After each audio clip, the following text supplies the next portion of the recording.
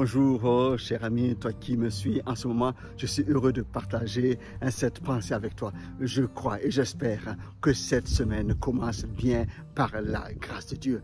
Attention, ça va décoller. C'est ce que Dieu veut pour ta vie, afin que les choses décollent par sa grâce, afin que tu goûtes à des choses grandioses qu'il a préparées par avance pour toi. Quand tu entres dans un avion, tu fais confiance à l'appareil, tu t'assois, tu mets ta ceinture, tu fais confiance aussi au pilote. Ce ne sont pas ton intelligence ni ta capacité qui t'amènent à destination. Non, non, tu as fait confiance et l'appareil décolle et t'amène à destination. Je viens t'encourager afin que tu fasses confiance à Dieu, parce que tu es en Christ, tu es assis en Christ. Fais confiance, ce Dieu-là t'amènera au bon port.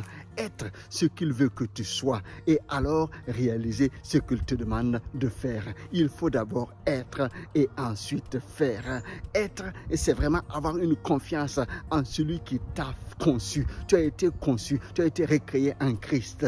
Tu n'es pas venu sur la terre juste par hasard. Non, non, non. C'est Dieu qui a voulu que tu viennes et il t'a recréé en Christ. Tu es une nouvelle créature. Les choses anciennes sont passées. Voici, toutes choses sont devenues nouvelles. Dans ces choses nouvelles, Dieu veut te conduire encore dans de plus grandes. Et je crois de tout mon cœur que cette parole aussi va t'encourager. Gédéon était avec son peuple dans la grande peur parce que ce peuple-là, pendant 7 ans, était dominé par les voisins. Ça devait être le contraire. Ce peuple a été libéré miraculeusement par la main puissante de Dieu d'Égypte pour aller dans la terre promise et manifester ainsi la gloire de Dieu. Mais par désobéissance, ce peuple s'est retrouvé dominé parce qu'au lieu de craindre l'Éternel, il s'est mis à craindre les dieux des Amoréens. Alors le malheur les a frappés. Mais Dieu, dans son amour, est venu par sa parole s'adresser à Gédéon. Et quand Dieu voit cet homme, il lui dit: l'Éternel est avec toi,